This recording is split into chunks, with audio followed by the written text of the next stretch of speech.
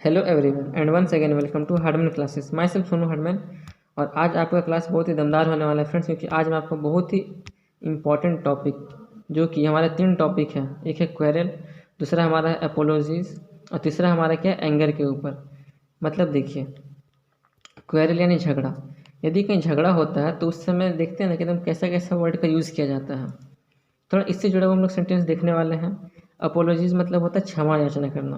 थोड़ा इससे जुड़ा हुआ कुछ हम लोग सेंटेंस देखने वाले हैं। और हमारा क्या है लास्ट, एंगर यानी गुस्सा।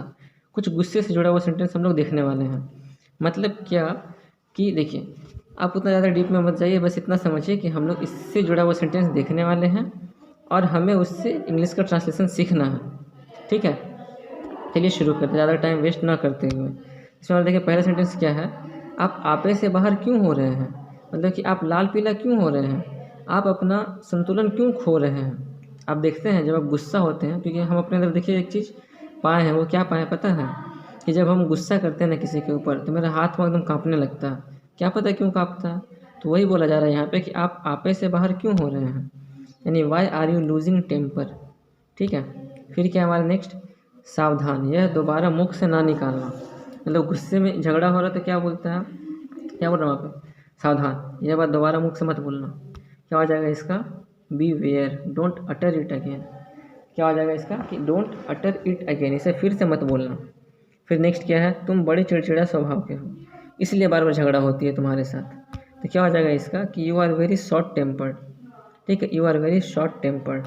फिर देखिए नेक्स्ट क्या है, उसने मेरी नाक में दम कर रखा है। मतलब कि वो जो है मुझे बहुत परेशान करके रखा है। इसके देखिए इंग्लिश में क्या बोल रहे हैं, he has got on my nerves, he has got on my nerves. फिर देखिए नेक्स्ट क्या है, चाहे जो भी हो, यानी कि कम वॉट में। ये बहुत एकदम ज़बरदस्त सेंटेंस है फ्रेंड, ये आपको याद रखने में बहुत मज़ा आएगा और ये सेंटेंस भी बहुत अच्छा है। चाहे जो भी हो, कम वॉट में। फिर नेक्स्ट क्या है, मैंने तुम्हारा क्या बिगाड़ा है, what wrong I have I done to you, what wrong have I done to you, मैंने आपको क्या बिगाड़ा है, मैंने तुम्हारा क्या बिगाड़ा है। फिर नेक्स्ट क्या है, तुम्हें अपने आप को सुधारना पड़ेगा। झगड़ा में हम लोग कहते हैं ना, तुम्हें अपने को सुधारना पड़ेगा, इसमें तुम्हारा ही गलती था, इसमें इसका कोई गलती नहीं, इसमें तुम्हारा ही गलती है। तुम अपने आप को सुधार लो, देखो फिर से झगड़ा नहीं होगा। क्या हो जाएगा इसका सेंटेंस कि you will have to mend your ways. Mend मतलब मैंने आपको बताया था ना, मेंड योर वेज मतलब खुद को सुधार लो। तो ये हो गया यहाँ पे, you will have to mend your ways, तुम्हें अपने आप को सुधारना ही पड़ेगा। फिर देखिए नेक्स्ट हमारा क्या है, क्यों इससे व्यर्थ में झगड़ा मोल लेते हो, है कि नहीं, क्योंकि झगड़ा से कुछ मिलता है क्या, कुछ नहीं मिलता। क्या हो जाएगा इसका, why do you quarrel with him unnecessarily. मतलब तुम इससे क्यों बिन मतलब का झगड़ा करते हो, why do you quarrel with him unnecessarily. फिर देखिए नेक्स्ट क्या है, उत्तेजित ना हो, यानी डोंट गेट एक्साइटेड। ठीक है, उत्तेजित होने की ज़रूरत नहीं है, डोंट गेट एक्साइटेड। फिर क्या है, अब किसी न किसी तरह बात को नहीं निपटाओ, नहीं निपटाओ, ये हो ही नहीं सकता। ये देखिए फ्रेंड्स, ये हमारे यहाँ पे नहीं नहीं होगा। ठीक है, थोड़ा लिखने में प्रिंटिंग मिस्टेक हो गया। क्या हो जाएगा यहाँ पे, अब किसी न किसी तरह बात को निपटाओ। मतलब कि अब झगड़ा हो ही गया है तो थोड़ा सुलझ भी करवा दो, है कि नहीं। तो क्या हो जाएगा इसका, now settle the matter somehow. देखिए ये यहाँ पे नहीं होगा। ठीक है, क्या है कि now settle the matter somehow, मतलब कि अब किसी तरह बातों को सुलझाओ। फिर देखिए नेक्स्ट हमारा क्या है, क्या आपके होश ठिकाने हैं, आप होश में तो हो ना, आप क्या बोलना चाह रहे हैं, जो होश में तो है ना। क्योंकि आपको पता है ना फ्रेंड्स, मैंने आपको बताया था कि इंसान गुस्सा में उसका सोच और समझ दोनों ख़त्म हो जाता है, इसीलिए कहा जाता है कि गुस्सा नहीं करना चाहिए। Are you in your senses, क्या आप अपने होश ठिकाने में हो, मेरी आंखों से दूर हो जाओ, यानी get out of my site. मेरी आंखों से दूर हो जाओ, मैं तुम्हें देखना नहीं चाहता, get out of my site. फिर क्या, बातों को अधिक ना बढ़ाओ, यानी don't stretch the matter further, बातों को अधिक ना बढ़ाओ, don't stretch the matter further. फिर क्या है नेक्स्ट, भाड़ में जाओ। हम लोग बोलते हैं ना गुस्सा में, भाड़ में जाओ। तो क्या हो जाएगा इसका, गो टू हेल। अभी तक हम लोग यही पढ़ते थे कि गो टू हेल होता है, लेकिन हेल मतलब होता है नरक, भाड़ तो होता नहीं है। मेरा सर हमको इसका मतलब बताया था एक्चुअल में कि बफन होता है। बफन मतलब क्या होता है, भाड़ होता है। ठीक है, भाड़ में जाओ यानी कि बफन में जाओ, गो टू बफन। फिर क्या, झगड़े का फैसला हो गया, यानी द क्वेरल इज सेटल्ड। फैसला हो गया मतलब कि सुलझ हो गया, अब सब कुछ ठीक ठाक है, यानी द क्वेरल इज सेटल्ड। फिर नेक्स्ट क्या हमारा, अब एक दूसरे से मिल जाओ, जब सब कुछ हो ही गया तब दोस्त बन जाओ, और क्या, नाउ बी फ्रेंड्स, अब दोस्त बन जाओ। फिर नेक्स्ट बढ़ते हैं, नेक्स्ट देखिए हमारा क्या है, अपोलॉजीज़ के ऊपर। अपोलॉजीज़ मतलब क्या होता है, क्षमा याचना करना। मतलब कि अगर हम कुछ गलती कर रहे हैं या फिर कुछ ऐसा कुछ करें जिससे हमको माफ़ी मांगना पड़े, वो सभी सेंटेंस हमारे आते हैं किसमें, अपोलॉजीज़ में आते हैं। क्षमा याचना करना, क्षमा के लिए गुहार करना कि मुझसे गलती हो गई, आप मुझे क्षमा कर दो। इसमें क्या है कि कृपया आप बुरा ना माने, यानी प्लीज़ डोंट माइंड दिस। हम लोग कहते हैं ना, प्लीज़ यार माइंड मत करना, हम लोग कहते ही हैं कि प्लीज़ यार माइंड मत करना, यानी प्लीज़ डोंट माइंड, यानी कि इसका हम लोग हिंदी में इसका मतलब होता है कि कृपया करके आप बुरा मत मानिएगा मेरी बातों का। फिर नेक्स्ट हमारा क्या है, मैं तो जस्ट मजाक कर रहा था, आई वॉज जस्ट किडिंग भी बोल सकते हैं, आई वॉज जस्ट जोकिंग भी कह सकते हैं ना।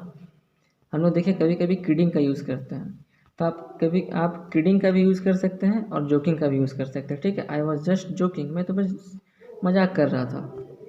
फिर देखिए नेक्स्ट क्या है, क्षमा कीजिए मैं समय पर नहीं आ सका, यानी I am sorry I got late. हाँ वो लेट हो गया इसलिए वो क्या कर रहा है, सॉरी कर रहा, मतलब कि वो दुखी हो रहा है इसलिए वो क्षमा मांग रहा। फिर नेक्स्ट क्या है, मुझे ये जानकर दुख हुआ, यानी I was sorry to hear this. Sorry मतलब क्या होता है, दुखी होना होता है, तो I was sorry to hear this. फिर क्या है नेक्स्ट, कोई गलती हो गई हो तो क्षमा करना, excuse me if there has been any mistake. कोई गलती हो गई हो तो प्लीज़ क्षमा कर दीजिएगा। अब देखिए इसका हम लोग यूज़ कहाँ करते हैं, आपको मैंने बताया था कि जब भी कोई आपस में बात कर रहे हो सामने और आपको उन दोनों लोगों के सामने से गुजरना हो, तो आपको उनको ये बात टोक करके आपको निकलना है। आपको बस ऐसे मुंह बंद करके निकलना नहीं है, नहीं तो बोलेगा कि ये कैसा आदमी है। आपको ये बोल कर निकलना चाहिए, एक्सक्यूज़ मी, ठीक है। और दूसरा जगह आपको यहाँ पे यूज़ हो गया, ठीक है। नेक्स्ट बढ़ते हैं, नेक्स्ट हमारा क्या है कि मैं आपसे माफ़ी चाहता हूँ, यानी आई बेग योर पार्डन। क्या हो जाएगा इसका, आई बेग योर पार्डन। फिर नेक्स्ट क्या है कि मेरी गलत उच्चारण को माफ़ करें, समझ ही गए होंगे, इसका क्या हो जाएगा, please excuse my incorrect pronunciation. इसको क्या पढ़ेंगे, प्रोनाउंसिएशन। फिर नेक्स्ट क्या है कि बीच में बोलने के लिए मुझे माफ़ करें। देखिए आ गया ना, आई am sorry for interrupting you. अब देखिए इंटरप्ट मतलब क्या होता है, इंटरप्ट मतलब होता है कि कोई भी आपस में बात कर रहा है और हम जाके बीच में टोक दिए, यानी उसके बातों में बीच में बाधा डाल दिए, इंटरप्ट कर दिए उसको। फिर देखिए नेक्स्ट क्या है हमारा, क्षमा कीजिए मैं टेलीफोन नहीं कर सका।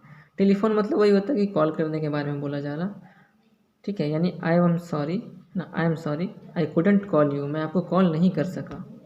फिर नेक्स्ट क्या है, मेरी ओर से क्षमा मांग लीजिए, यानी कि पार्डन। हाँ आप देखिए यहाँ पे पार्डन भी कह सकते हैं कि प्लीज़ पार्डन, ठीक है, मेरे ओर से क्षमा मांग लीजिएगा, यानी कि पार्डन होता है।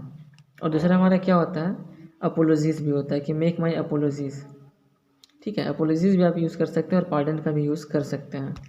नेक्स्ट क्या हमारा कि माफ़ी मत मांगिए, कोई बात नहीं, कहता है ना सामने वाला, कोई बात नहीं माफ़ी मत मांगिए, क्या हो जाएगा, don't apologies it doesn't matter, कोई बात नहीं इट डजेंट मैटर। फिर नेक्स्ट क्या है, यह तो महज गलती से हो गया ना, ये तो गलती से हो गया, यानी it was merely done by mistake. It was merely, या फिर इसको आप मेयरली भी पढ़ सकते हैं, it was merely done by mistake. फिर नेक्स्ट क्या है कि आप चिंता ना करें, कोई हानि नहीं हुई है। आप चिंता मत करें, आप टेंशन मत लीजिए, कुछ नुकसान नहीं हुआ, यानी don't worry no harm is done, कोई हानि नहीं हुई है, नो हार्म इज़ डन। फिर नेक्स्ट क्या है कि अगर अनजाने में मैंने आपको दुख पहुंचाया है तो मुझे खेद है। अगर अनजाने में ही मैंने आपको दुख पहुंचाया तो मुझे माफ़ कीजिएगा, यानी I am very sorry if I have unwittingly hurt you. Unwittingly मतलब होता है अनजाने में, ठीक है, यहाँ से आप वर्ड मीनिंग याद कर लीजिए।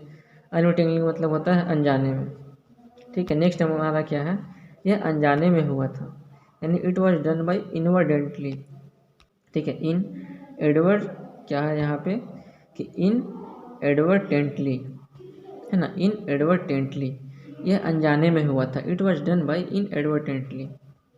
फिर नेक्स्ट क्या है, मुझे बड़ा अफसोस है जो मैंने आपको इतनी देर तक मेरा इंतज़ार करना पड़ा, सॉरी, मुझे बड़ा अफसोस है जो आपको इतनी देर तक मेरा इंतज़ार करना पड़ा, यानी I am fully sorry to have kept you waiting so long, कि मैंने आपको बहुत देर तक इंतज़ार करवाया, उसके लिए आप मुझे माफ़ कर दीजिए। ठीक है, अब देखिए लास्ट हमारा क्या है कि कोई हर्ज नहीं, यानी दैट्स राइट। अब आते हैं लास्ट टॉपिक हमारा क्या है, क्रोध यानी एंगर के ऊपर। क्या है, चुल्लू भर पानी में डूब मरो। गुस्सा में कहते हैं ना, चुल्लू भर पानी में डूब मरो, यानी you should be ashamed of your self, या फिर यू शेम ऑन यू। हम लोग कहते हैं शेम ऑन यू, आपने सीरियल में यही सुना होगा, शेम ऑन यू।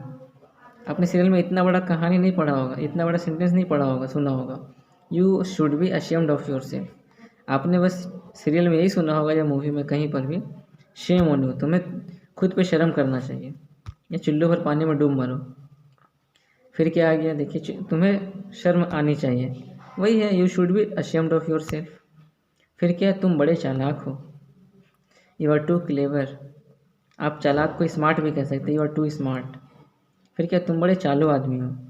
चालू मतलब होता है कनिंग, याद रखिएगा, ठीक है। चालू आदमी मतलब cunning man, you are an extremely cunning man. फिर नेक्स्ट हमारा क्या है, लानत है तुम पर, यानी शेम ऑन यू। देख रहे हैं ना, इस शेम ऑन यू को कितने तरीके से बोला जा रहा है। एक है चुल्लू भर पानी में तुम डूब मरो, तुम्हें खुद पर शर्म आनी चाहिए। और तीसरा क्या है, लानत है तुम पर। फिर नेक्स्ट हमारा क्या है, तुम बड़े नीच हो, तुम बड़े धूर्त किस्म के हो, यानी you are a mean fellow, you are a cunning fellow. फिर क्या है, मैं तुम्हारी सूरत नहीं देखना चाहता।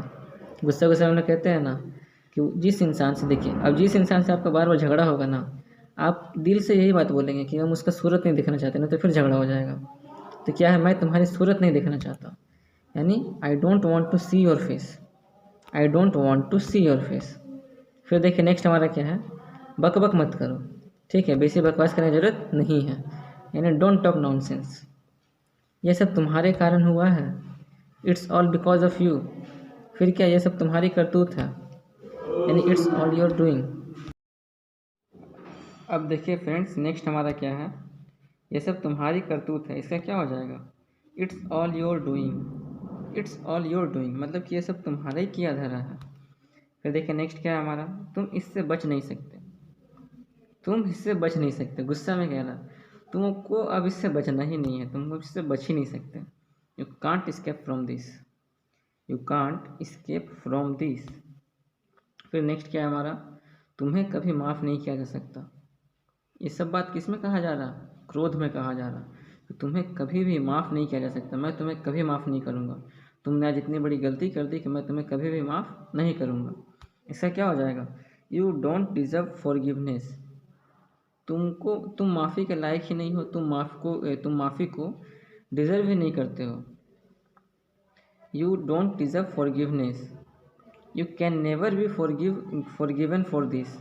या तो आप ये बोलिए या फिर आप ये बोलिए, you can never be forgiven for this, या तो सुटेबल यही रहेगा, ठीक है। यू डोंट डिज़र्व फॉरगिवनेस, कि आप इस लायक ही नहीं हो कि आपको माफ़ किया जाए, क्योंकि आप इतने बड़े गलती कर ही दिए हो। फिर क्या है लास्ट हमारा, उसके जिम्मेदार तुम हो। तुम जो भी गलती की हो ना, उसके जिम्मेवार सिर्फ और सिर्फ तुम ही हो, दूसरा और कोई नहीं है।